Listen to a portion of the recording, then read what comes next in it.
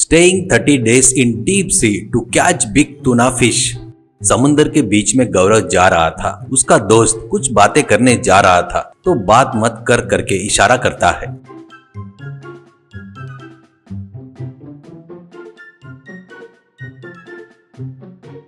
उसके बाद उसके पास के गल को एक मछली को लगाकर उस गल के साथ समुद्र में फेंकता है।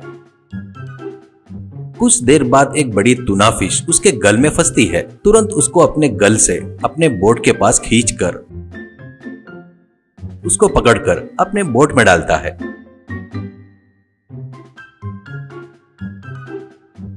उसके बाद फिर से गल फेंकता है और फिर से एक बड़ा टूना फिश फंसती है।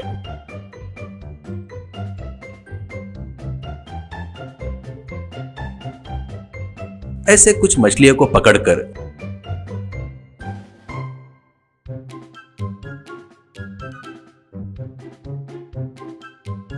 गौरव अपने दोस्त के साथ मिलकर वापस आ जाता है।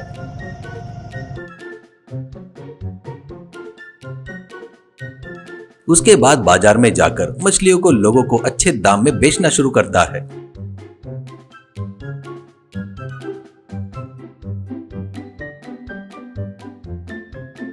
वो देखकर बाजू वाला मछुआरा शंकर, अरे भैया कुछ भी बोलो, तो पकड़े सब मछलियाँ बढ़िया रहते भैया, तुमको ही मिलते हैं, क्यों पता नहीं मुझको, ऐसा कहता है। गौरव, भैया मैं तुम्हारे जैसा ही हूँ, मैं कोई स्पेशल नहीं हूँ। क्या है तो मेरा समय अच्छा चल रहा है, कट रहा है। बेचारे बड़ी बड़ी मछलियाँ आकर मुझ पर दया कर रही है। शंकर, अरे वो नहीं भैया, तुझको कोई बात है, पर छोड़ो यार। अरे भूल गया, कल बिजनेसमैन रक्षित आए थे, तुमको बहुत बार मिलने को बोले, क्यों नहीं जा रहे हो, ऐसा कहता है। गौरव, उतने बड़े आदमी से अपने को क्या काम रहता भैया, क्या है तो ऐसे चल रहा है। ठीक है, मैं घर के लिए निकलता हूँ, कुछ देर संगीत की प्रैक्टिस करना है, वैसे ही कुछ देर मुझे अपने बच्चों के साथ खेलना है, उसके बाद घर के आगे पेड़ के साथ कुछ देर बात करना है, नहीं तो ये सब लोग मुझे तारे दिखाएंगे भाई।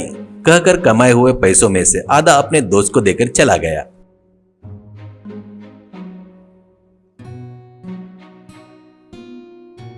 उसके बाद घर जाकर खाना खाकर कुछ देर आराम करने के बाद अपने पास के गिटार को बाहर निकालकर उसके बाद गिटार में म्यूजिक प्रैक्टिस करते हुए गौरव, जहां भी जाता हूँ वही चली आती हो, पकड़े गए हाथ में नहीं आती हो, ओ मेरी ट्यूना, ओ मेरी फिश ट्यूना करके गा रहा था।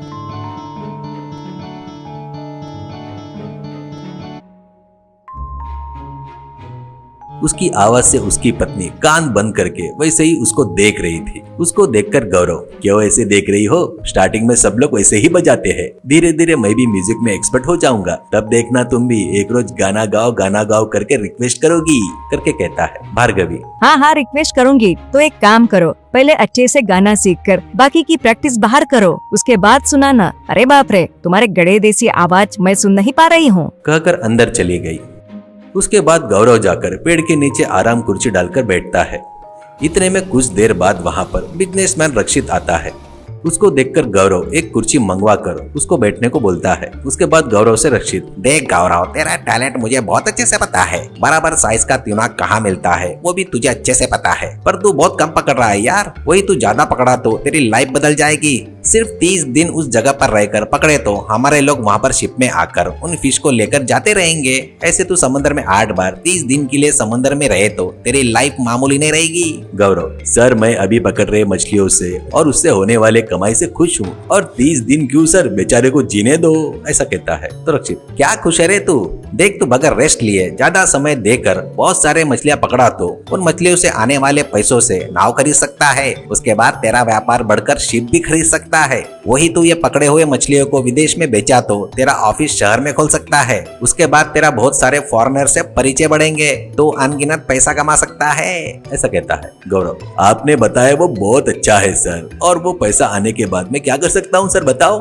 ऐसा कहता है। रक्षित, और क्या करूँ बोल रहा है रे तू, तेरे पास पैसा रहा तो तू जो चाहे वो तेरे पास आएगा, तेरे परिवार की प्रगति होगी, ऐसा कहता है। तो गौरव, हाँ सर, उसके बाद और क्या सर, और बताओ, ऐसा कहता है। रक्षित, क्या रे तेरे को इतना बताया तो भी नहीं समझा क्या? तू जमकर पैसा कमाकर बढ़िया रिटायर हो जाएगा, उसके बाद फिर से तेरे गांव में आएगा, आकर यहाँ पर एक बढ़िया घर बनाएगा, उसके बाद खाली समय में म्यूजिक नहीं तो जो सीखना है सीख सकता है। वैसे ही मछली खाने का दिल किया तो तू आराम से जाकर मछली पकड़ सकता है। उसके बाद खाली समय में मछली खाते हुए पेड़ के नीचे आराम से पैर पर पैर रखकर बैठ सकता है ना, ऐसा कहता गौरव। सर आपने जो कहा ना अभी मैं वही तो कर रहा हूँ सर। रोज मैं मुझे चाहिए वो टूना फिश पकड़ता हूँ सर, जितने चाहिए उतने पकड़ता हूँ सर, ज्यादा आशा नहीं है, उनको लाकर बेचता हूँ, उसमें से आधा मेहनत किए हुए आदमी को उसको देता हूँ सर। वैसे ही खाली समय में संगीत सीखता हूँ। ऑफ कोर्स मेरी पत्नी डरती है फिर भी ध्यान नहीं देता, गाने गाते रहता हूँ। उसके बाद स्कूल से मेरे बच्चे आने के बाद उनके साथ क्रिकेट खेलता हूँ और खाली समय में पेड़ के नीचे बैठकर आराम करता हूँ।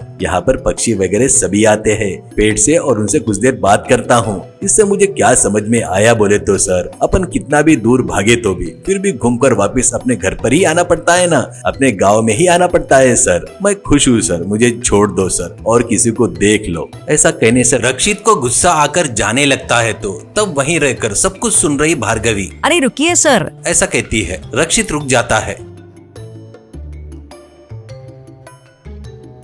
भार्गवी गौरव के पास आकर तुमको बुद्धि ज्ञान कुछ तो भी है क्या? उतने बड़े व्यापारी आकर पूछ रहे हैं तो पागल जैसे बात कर रहे हो क्या? वो उतने अच्छे से बात कर रहे हैं तो तुमको समझ में नहीं आ रहा है क्या? एक बात ध्यान में रख लो, गई से उम्र वापस नहीं आती। जवान है तभी शरीर में ताकत रहती है, जवान है तब तक पैसा कमा लेना चाहिए। ऐसे पेड़ के नीचे बैठकर गिटार बजाए तो दिन बीत जाते हैं और फिर कभी वापस नहीं आते हैं। तब बच्चों को अच्छे से कैसे पढ़ाओगे? कल को घर वालों को कुछ हो गया तो तुम्हारे पास सेविंग्स वगैरह कुछ है क्या? ये फिल्मी डायलॉग बंद करके चुपचाप समंदर में जाओ। तुमको 30 दिन तक क्या क्या लगेगा मैं सब कुछ बना कर दूंगी। सर आप जाइए, ये 30 दिन के लिए समुद्र में क्यों नहीं जाते, मैं देख लेती हूँ। ऐसा कहती है। रक्षित देख रहे गौरव, तेरी पत्नी को जितना दिमाग है उतना तेरे को नहीं है। उतनी अच्छी पत्नी मिलना तेरी किस्मत समझ, कहकर चला गया। तब गौरव का ज्ञानोदय होता है। वो अगले दिन नाव में जरूरत का सामान लेकर समुद्र में जाता है। वहां वो 30 दिन रुककर मछलियां पकड़कर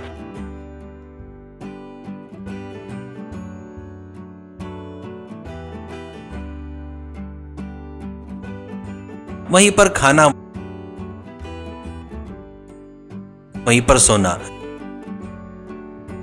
वहीं पर मछलियां पकड़ना।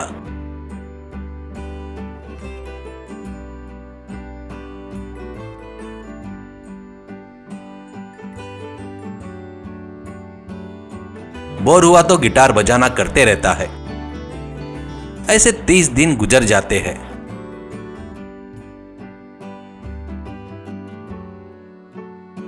नाव टूना मछलियों से भर जाती है। रक्षित की बोट आकर वो मछलियां को लेकर चले गए।